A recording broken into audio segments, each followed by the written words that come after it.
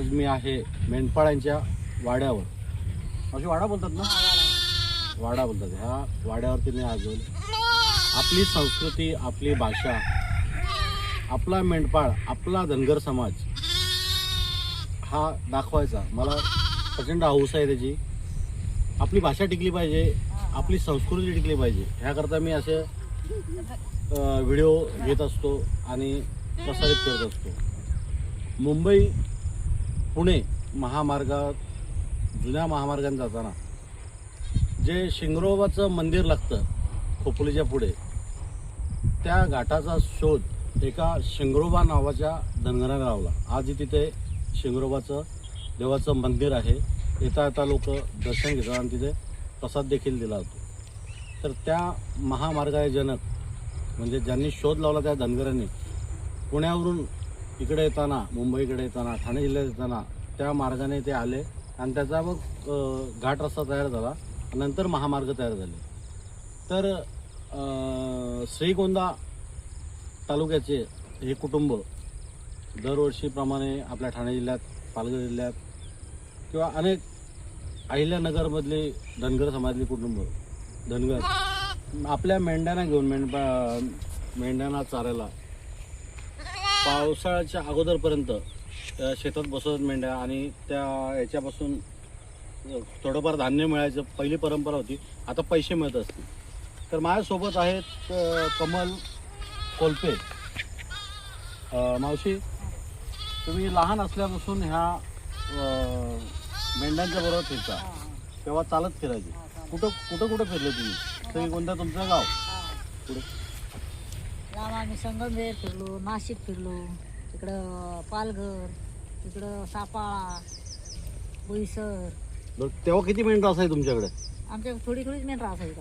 थोडी मेंढरं असायची तरी 50-40 वरून असते. बरं, सगळी त्यावेळेला, आता तुमचं एकच कुटुंब या तांड्यावर दिसतंय, तर त्यावेळेला एका तांड्यावरती 20-30 कुटुंब तरी संध्याकाळी वस्तीला असणार.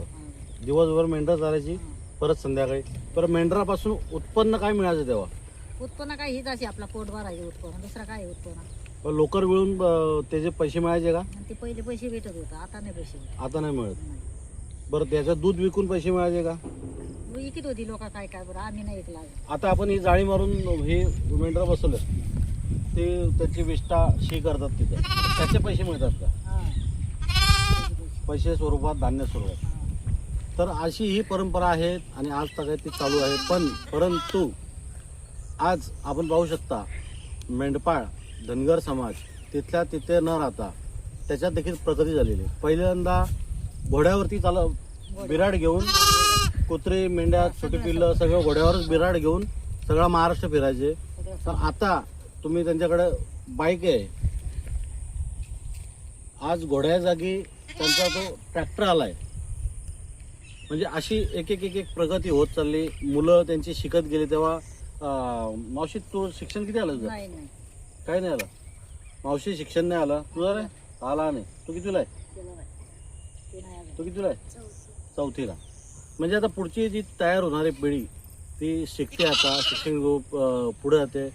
आत्ताच आपण 2 वर्षापूर्वी तो धनगर समाजातलाच एक मुलगा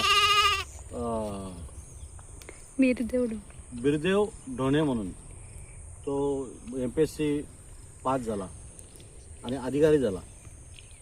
तो ही मेंढपाळ धनगरांचा तांडा बोलतो आपण, नाही वाड्याहून धनगर एका गावातून दुसऱ्या गावात चालत जाताना ते घोड्यावर बिराड. आणि तुम्ही नेहमी पाहत असाल, मी लहान असताना पाहायचो, 2-4 कुत्री त्या घोड्याला बांधलेल्या असायची. बरोबर ना मावशी? ती कुत्री म्हणजे त्यांचे सुरक्षा गार्ड, सिक्युरिटी त्यांची.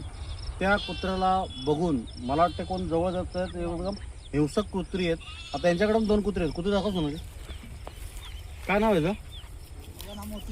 मोती. आणि तो म्हणजे दुसरा कोणी तुमच्या सामानाला हात लावला तर त्याला मला वाटतं फाडतील ते. म्हणजे ही गावठी जमातीची कुत्री आहेत, पण ती धनगरची कुत्री म्हणून वेगळीच ओळख त्या कुत्र्यांची. बरोबर ना? चालताना मेंढराला जरी कोणी हात लावला तर ते कुत्र धावणार त्याच्या अंगावरती. अशी ख्याती आहे कुत्र्यांची. तर काय विशेषतः निसर्गानेच त्यांच्यात देणगी दिले की तुम्ही शिकवता काय, ट्रेनिंग देता? नाही नाही काय नाही काहीच नाही ट्रेनिंग देत, आपोआपच त्यांना पकडते. तुमच्या पोराला जरी मारला, हात लावला तरी ते धावणार माझ्या अंगावरती. हा. अशी निसर्गाची किमी आहे. असा हा धनगर समाज पूर्वी राहत होता, अजून त्याच्यामध्ये प्रगती होत चालली. माझ्या मागे बघा, आता ट्रॅक्टरवरती घोडा सोडून उसगावला किती दिवस असं काय ठरलेलं नसतंय. नाही आपलं 1 दिवस राहायचं. 1-2 दिवस राहायचं हा. आणि तिथून पुढे पुढं जमायचं. पुढे जायचं कारण काय? दिवाळी दिवाळी, दिवाळीला 2-3 दिवस राहायचं. आणि वगैरे मग वजेश्वरी, मग आमच्या गावाला.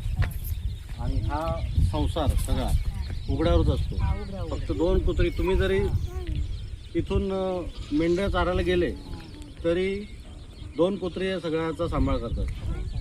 म्हणजे तुमच्या सांभाळाला कोण जवळ पण येणार नाही, चोर पण जवळ येणार नाही. आपण जान बोलतो, जान जे ह्याच्यापासून बनवलं जातं, मेंढराच्या लोकरीपासून.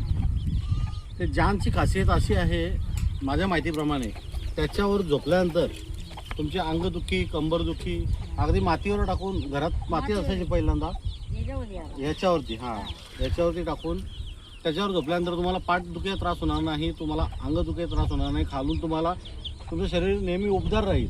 असं दाखवूया जान आपण आता मावशी इथे दाखव.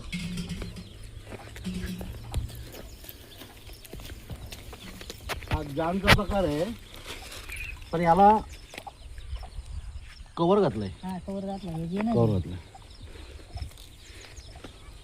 ही लोकर, ह्याला कवर असल्यामुळे असं दिसतंय. तर ही आतमध्ये फक्त लोकरीचा लगदा आहे. म्हणजे गादीपेक्षा भारी आहे. म्हणजे कुठली 50,000, आता 70,000, 1 लाख, 2 लाखाच्या गाद्या येतात. पण हे जान ची सर कशाला येणार नाही, बरोबर ना मावशी? मावशी मला एक सांग, ही कुंकवाची पद्धत आहे तुझी, ही त्याला काय म्हणतात? हा, त्याला काय मळवट वगैरे असं काय नाव आहे का? नाही, आडवा कुंकू. आणि नथनी अशीच का? दागिने कुठल्या प्रकारचे असतात आपल्याकडे? दागिने काही साधे दागिने आपले डोरले, गळ्यातल्या मंगळसूत्राला डोरले म्हणतात. बर. आणि नेहमी धनगरच्या पायात चामड्याची चप्पल असते. काट्या कुट्यात जंगलात धनगरच्या मेंढराच्या मागे फिरत असतो. तो काटा एक वेळ खिळा वाकेल, पण त्या काटा जाणार नाही त्यामध्ये. तू कुठली चप्पल घालते? मॉडर्न मावशी, हा साधी चप्पल घालते. ती चप्पल नाही घालायची. हा आजीचं काहीतरी देवाचा हे आहे म्हणून ते. आता हा आला तेंडुलकर. तुला काय तेंडुलकर बनायचं आहे का? इकडे तो नाव सांगे, तो नाव सांग. इकडे तो नाव सांग. इकडे बघ. तू शाळेत कितीला आहेस? 4थीला आहे. तिसरीला किती टक्के पडले? धन्यवाद मित्रांनो. थांबतो. अशा अजून व्हिडिओ तुमच्याकडे मी घेऊन येत जाईन. आपली संस्कृती महाराष्ट्राची, आपली भाषा ही तुम्हाला दाखवत जाईल. धन्यवाद.